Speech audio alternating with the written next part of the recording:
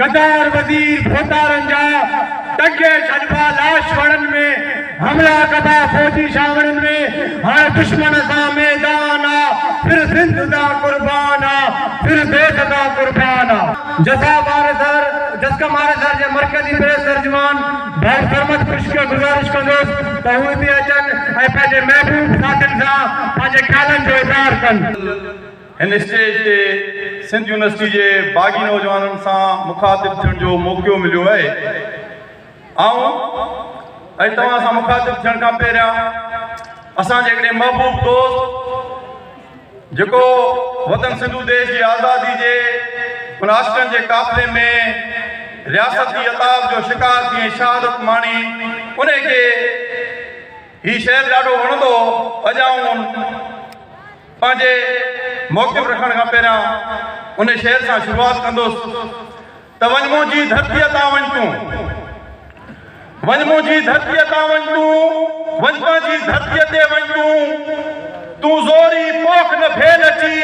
को ज़ोर ज़ईफ़ न कावड़ जई हू शाह लतीफ़ न कावड़ जई ऐं मूंखे ॾींहं चई न विझे हण भाला ॾाढा भाकुन हण ऐं सूर्य थी काई ढाल न खण हा उन खां अॻु हा उन खां अॻु जो तोखे न मिले लाहौर जो दग वञ मुंहिंजी धरतीअ तां वञ तूं वञ पंहिंजी धरतीअ ते वञ तूं। स्टेज ते वेठल जीएसएस स्टूडेंट फेडरेशन जी मरकजी सदर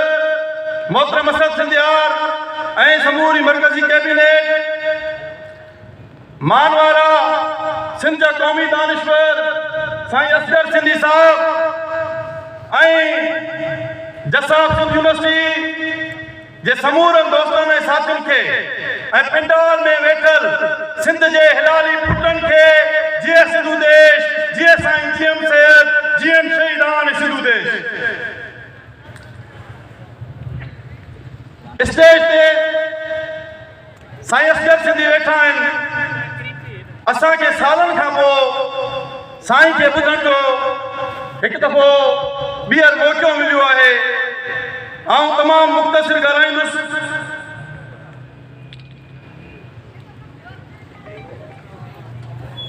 ही सिंध यूनिवर्सिटी जेका शहीद अफजल पावर जी यूनिवर्सिटी आहे इहो आहे सिंध यूनिवर्सिटी आहे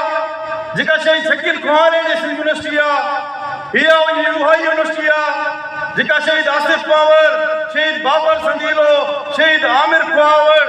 समेत तव्हां सभिनी सिंध जे हिलाली पुटनि जी यूनिवर्सिटी आहे ऐं उन्हनि बहादुर भेनरनि जी यूनिवर्सिटी आहे जेके बहादुर भेनरूं तव्हां भाइरनि जी गिरफ़्तारियुनि जे वक़्त ते पोइते क़दम कोन कंदियूं आहिनि ऐं गिरफ़्तारियुनि सां गॾु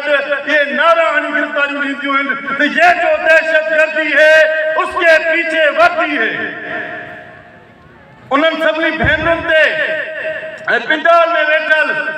सभिनी सिंध जे गबरू पुटनि ते असांखे नाज़ आहे जेके पंहिंजे वित ऐं वसहर हिन एॾी फाशिस्ट रियासत सां तमामु घटि वसीलनि जे हूंदे बि मद मुक़ाबिल लॻा बीठा आहिनि ऐं पुठिते पेर कोन था पिया कनि।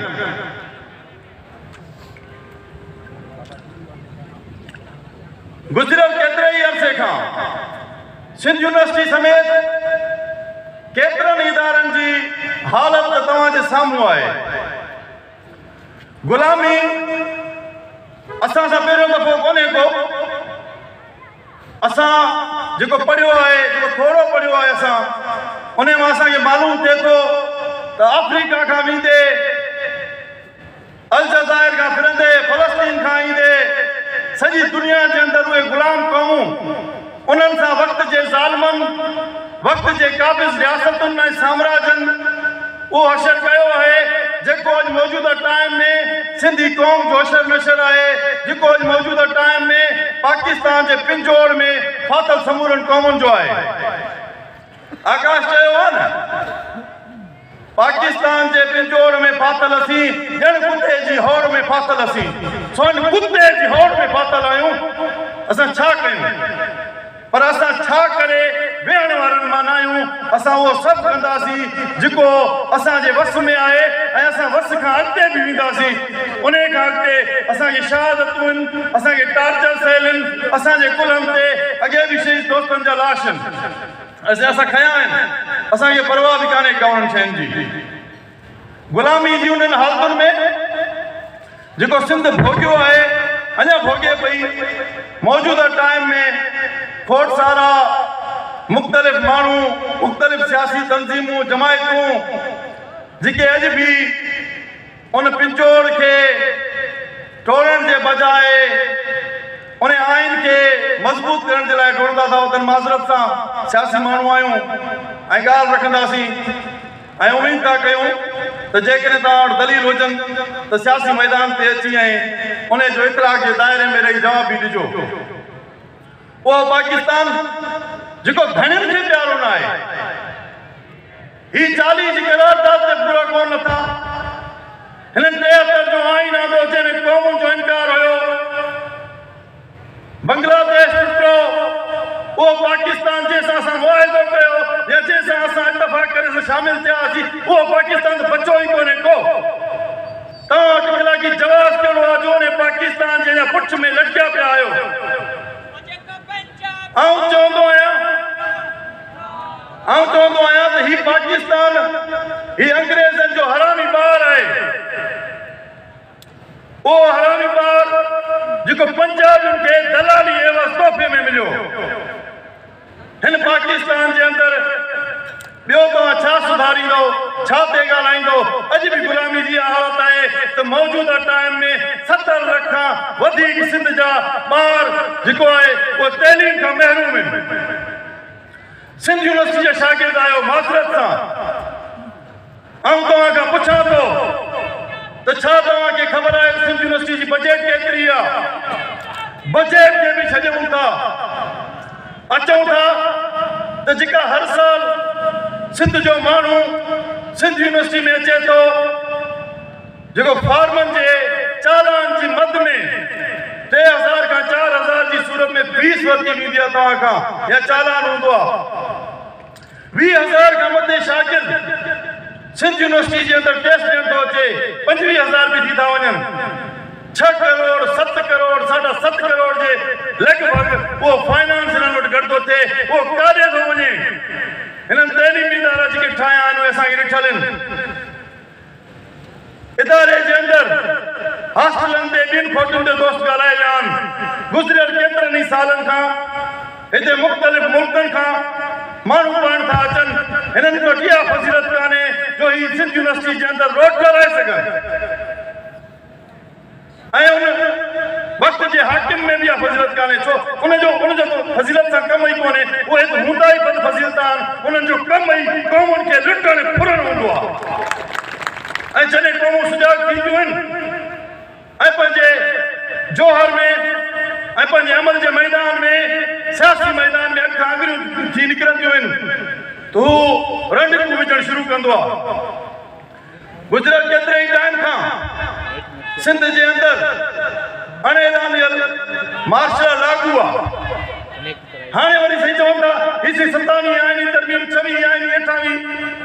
अरे बाबा 25 हुजे, 26 हुजे, 27 हुजे, कारो आहे मुंहुं हिन पाकिस्तान जो। इहो कौन सुधरंदो? हिनखे तोड़णो पवंदो। ही क़ौमुनि जो पिछोड़ खानो आहे। हिन क़ौमुनि जी भलाई एतिरे ताईं कोन थींदी जेतिरे ताईं ही कारो ग़ुलामी जो दाग़ असांजे मथां कोन थो लहे। असांखे ॿुधायो कहिड़ी क़ौम सुधरी आहे ग़ुलामी जे हालतुनि में? ही लानतीर मुल्क आहे।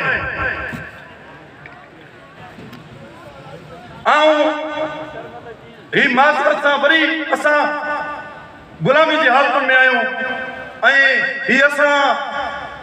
को जज़्बात जेका आहे उहा फितरी हिकिड़ो इहो अहसासु आहे जेको किथे बि तव्हांजे मथां अची सघे थो। असल में ॻाल्हियूं गच आहिनि। सिंध यूनिवर्सिटी जे नौजवाननि सां दिलि बि चए थी ॻाल्हाइण ते। केतिरे ई वक़्त खां जेको सियासी प्रोग्रामनि जी राउनि में रंडिकूं विझनि पिया, दरअसल ही चाहिनि पिया जेका उन्हनि जी ख़्वाहिश आहे ही चाहिनि पिया त असां बंदूक जे तरफ़ वञूं ऐं इहा ॻाल्हि कंहिंखां बि ॿुधी कान्हे त दुनिया जे अंदरि इनकलाबी माण्हू जॾहिं पंहिंजे रस्ते सां निकिरंदो आहे उन खे राह में रुकावटूं ईंदियूं आहिनि त माण्हू बंदूक ॾे ॾींदो आहे ऐं असां चऊं था जेकॾहिं असांखे सियासी रोडनि वारे मैदान ते तव्हां न छॾियो त सिंध जा हिलाली पुट उहे बंदूक बि खणंदा ऐं इहा तव्हांजी भुल आहे ऐं ॾाढो ज़िमेवारी सां थो ॻाल्हायां इहा रियासत जी इहा भुल आहे त को सिंध गिदड़नि खाधी आहे को सिंध बंगालियुनि वांगुरु हिननि सां 3 लख माण्हू माराईंदी उहो दौर वियो वक़्तु खाई वियो सिंध बलोचिस्तान बि कोन अथव सिंध बलोचिस्तान कोन अथव ही सिंध जूं वाण बस्तियूं फ्रांस चयो आहे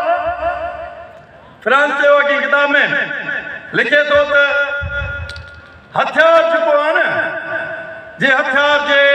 बलबूदे ते या जे हथियार जे डाज ते ज़ोर ते ही क़ौमुनि खे गुलाम बणाए कब्ज़ो कयूं ऐं उन्हनि जी माल मिल्कियतूं लुटनि था उहो हथियार साम्राज जी मिल्कियत कोन्हे रहियो दुनिया जे अंदरि केतिरियूं क़ौमूं आहिनि जेके गुलाम ऐं मज़लूम क़ौमुनि जी मदद कंदियूं आहिनि सो इहो हथियार असां वटि हू बि ॻोठनि में मौजूदु आहे ऐं जॾहिं तव्हांजी फिटी ऐं सिंध जे माण्हू हथुनि में हथियार खयो त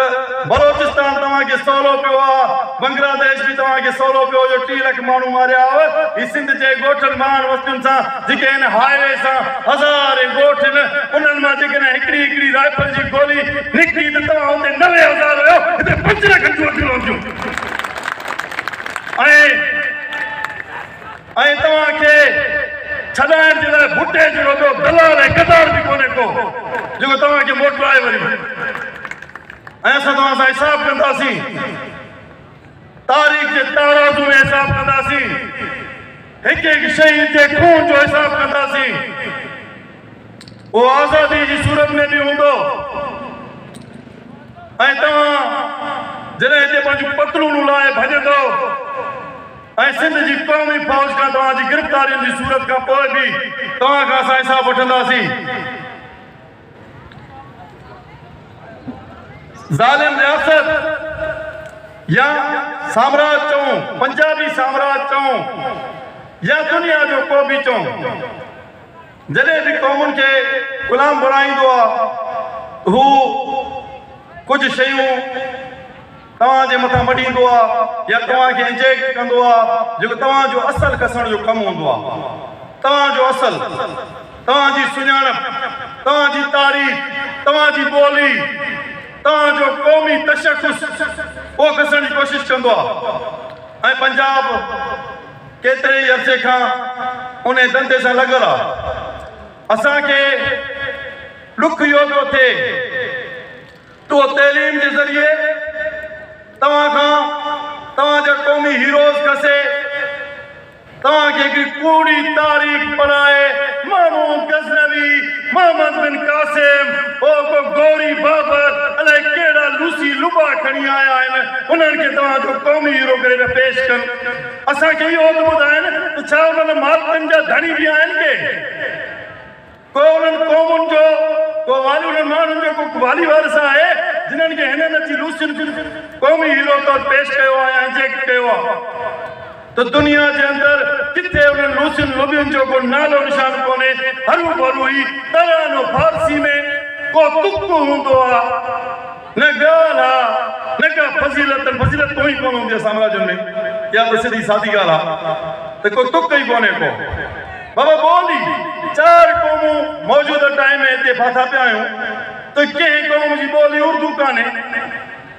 अरे बाबा तव्हां ॿुधायो मूंखे सिंधी यूनिवर्सिटी जे शागिर्द ॿुधायो त हथ मथे करे ॿुधायो मूंखे त बसि सिंधी आहियो न ॿुधायो सही सिंधी आहियो ॿोली कहिड़ी आहे सिंधी आहे न अरे बाबा किथां मथे में असांखे अची आहियूं त उर्दू ॿोली क़ौमी ॿोली अरे बाबा असां रद्द था कयूं असांजी ॿोली सिंधी ॿोली आहे असांजो हीरो राजा दूल्हा दरिया खान आहे जिस तलवार सां हर उन्हनि खे शिकस्त ॾिनी राजा ॾार उहो जे भॼी वञण खां वतन जे मथां ऐं नंगनि जे मथां ऐं दंगनि जे मथां सिर ॾियण खे अहमियत ॾिनी असांजो हीरो रूपलो कोहली आहे जेको अंग्रेज़नि खे टोटलो चबाए ऐं कानून जे मोर्चे थो विढ़े असांजो हीरो रूपलो असांजो हीरो हेमंत लालाणी आहे जेको सखर में बि अंग्रेज़नि जूं रेलगाॾियूं किराइण जी ज़रूरत ऐं हिमत थो करे असांखे इहे कूड़ा हीरो इहे ठग चोर लुटेरा डाकू मज़हबी इंतिहा पसंद असांजा हीरो न आहिनि सिंध रद्दी करे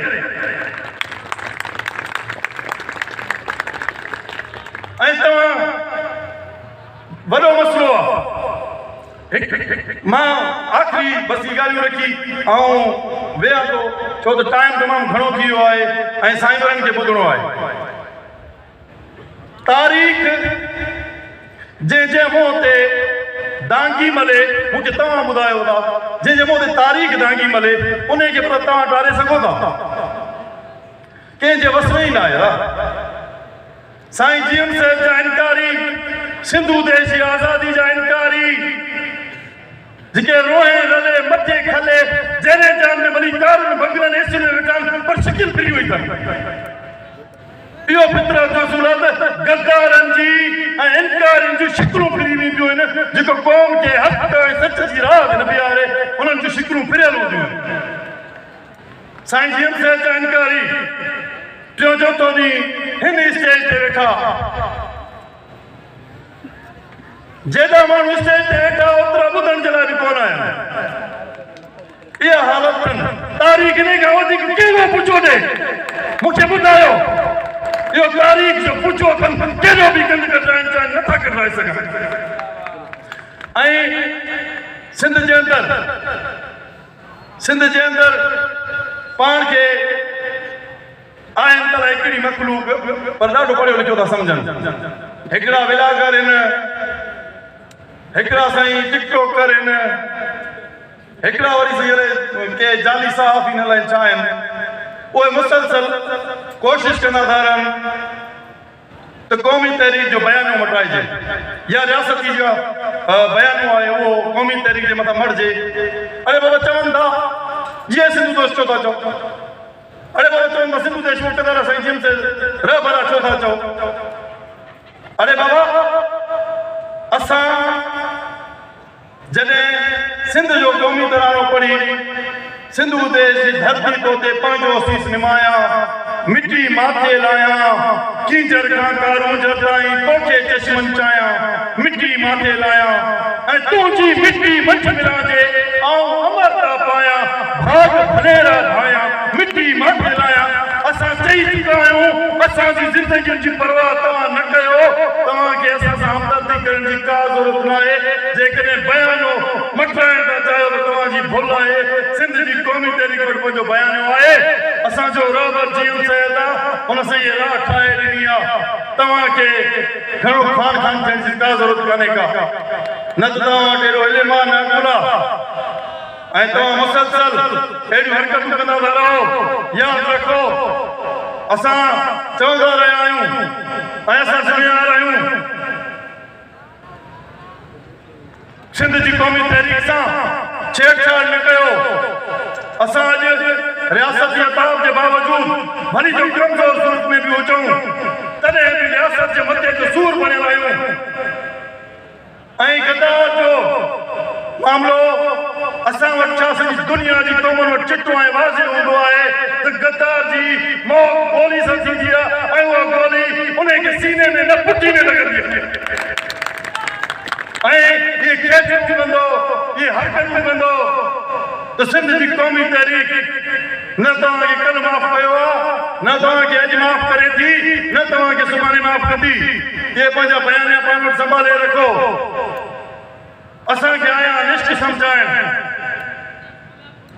इश्क सम्झाइण आया इश्क जी ख़बर अथनि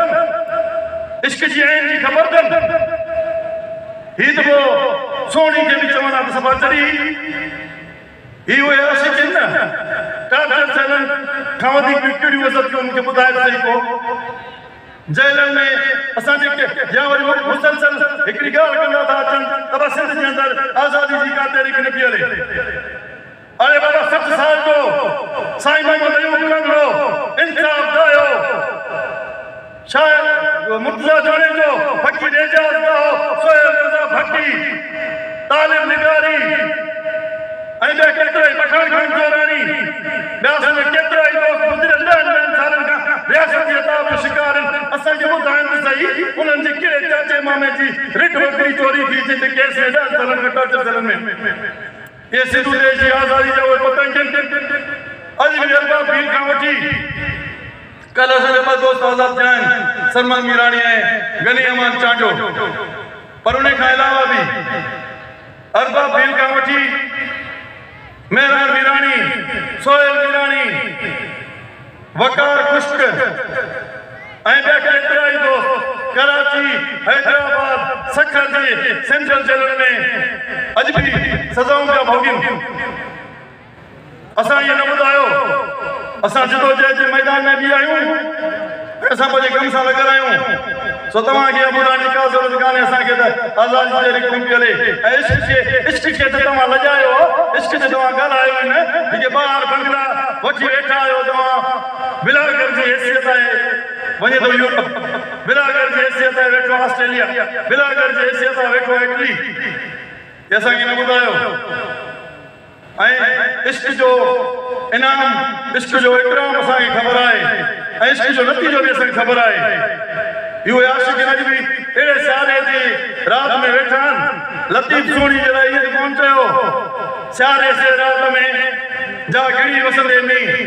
हलो त पुछूं सोणी जा कर जाणे नी जंहिंखे राजा नी मेहारी मन में ॿुधायो इश्क ॾिसंदो आहे छा इश्क के नतीजन जी परवाह न हूंदी आहे ऐं असांखे न आहे सिंधु देश जी आज़ादी जे लाइ हिकिड़ो सिर्फ़ छा जेकॾहिं सॼो घर खोई छॾनि त बि परवाह न आहे असांखे चयो आहे मरी वोट जो असां मरी वोटंदासीं असांखे खणंदो असांखे छॾींदो जदोजहद जे मैदान में हूंदासीं साॻियो वापस गेट बंदि करे बीठा हूंदासीं ये तव्हांजी भुल आहे त तव्हां जूं इहे अज़ियतूं ही तव्हांजो टार्चर ही तव्हां जूं इहे टीका टपड़ियूं इहे तव्हांजा तरकताली अंदाज़ इहे आजू पुछाऊं इहे असांखे मुफ़त करे छॾींदियूं तव्हां भुलियल आहियो छो त असांखे ख़बर आहे असांखे लतीफ़ चयो आहे जेको साईं जीएम जो रहबर आहे ऐं असांजो बि रहबर आहे चए थो तूं जा काल मुईअ त काली गरी पीरीअ खे कॾहिं कान सुई का सगी गरी सजणे अबस सखियूं कोन गॾिबियूं आहिनि इनकलाबनि जे पंध में टार्चर सेल जेल अज़ियतूं भोगनाऊं इहो आशिक़नि जो इनाम हूंदियूं आहिनि सो सखी पतारी वेठी हुजे हा त पोइ ससी पुनू वारा पंध न करे हा सोणी चीड़ा पीड़ा चक में घुर में घुरे सवार उहा इन्हनि या सोणी जे लाइ लतीफ़ चयो आहे तो ही तालिब हक़ जी तोड़ी लाडू तोड़ न मला न मकड़ी नई खणी दौड़ पानी पिनी बोड़ सोणी जेके सीर में लतीफ़ चए थो तो अॼुकल्ह सोणी दरिया जेको दरिया दबका थो हुजे जेको दरिया मौजूद में हुयो उन मौजूद जे हुजण जे बावजूद सोणी जे इश्क में उहो दरिया पानी पिनी बोड़ हुयो ऐं सोणी चयो त मसलो ई न आहे ये सब तकलीफूं सब अज़ियतूं सब दुश्मन को उन्हनि जी हैसियत न आहे जो असांखे दिलाए सघनि असांखे हिन इश्क सां हटाए सघनि आख़िर में ऐं पंहिंजो ई नज़म तव्हां दोस्तनि खे नज़र करे ऐं पंहिंजी जाइ वठंदुसि त गार गुलामी गंदी आहे गार गुलामी गंदी आहे काश इहो एहसास हुजे हा तूं बि मूं साण हुजी हा तूं बि विड़ी हा मां बि विड़ा हा तुंहिंजा मुंहिंजा यार विड़नि हा नंढड़ा पितकड़ा ॿार विड़नि हा मुस्तक़बिल जा महिमान विड़नि हा ज़ंगल जा हथियार विड़नि हा धरती ते अञा न थिया धरती ते अञा न थिया भेड़ कोई भान पुछे हा मुंहिंजी माउ न इहे सुचे हा कंहिं बि वॾी जो न वरपुछे हा सोणी मुंहिंजी सिंध जूं भाॼियूं ईअं न धरती खे जाॻनि हा रोडनि ते न ईअं रुलनि हा धारियुनि खे उहो मिंद न कनि हा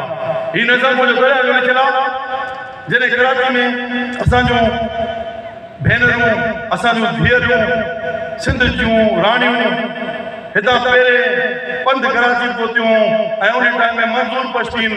कराची जे अंदरि हिकिड़ो कठ करे कयो जंहिंमें असांजी वधड़ियूं हुयूं ऐं मंज़ूर पश्तीन खे चयो असांजे गुम माण्हुनि जे लाइ आवाज़ मारियो त सोणी मुंहिंजी सिंध जूं भाॼियूं ईअं न धरती खे झाकिन हा रोडनि ते न ईअं रुलनि हा धारियुनि खे उमिद न कनि हा सिंधी में पाण चवंदा आहियूं अदा फिलहाल में थूम कोन्हे तो में मुंहुं में थूम हुजे हा घणी मूं तोखे कोन चई थोरी गैरत जे कयूं हा सिंधड़ी बि आज़ाद हुजे हा तोखे जे अहसास हुजे हा हिकु भेरो वरी छा चवे हा फिर भाकुर ऐं भाला हटूं सूर्य थी कई ढाल खटूं शहर दराज मां सचल चया पंहिंजो पाण ख़ुदा मां आया मूंखे चाले तूं पूजी थो तूं बि पंहिंजो पाण ख़ुदा थी देबल मां वरी गिंड वॼनि हा आज़ादी जी सैन हणनि हा मुंहनि पंहिंजी माठ खे तोड़े पंहिंजो पाण दिफ़ाउ करे हा मकली जेका सुल्कनि में हा धाजनि लाइ कबरूं खोटे हा गार गुलामी गंदी आहे तोखे जे अहसास हुजे हा वॾड़नि जा पटका न रुलनि हा थाणनि ते न इहे कुटजनि हा पाणी ते न बंद बदजनि हा थर जा मोर न इहे मरनि हा ऐं मता मिलण जे लाइ ॾुखियो हुजे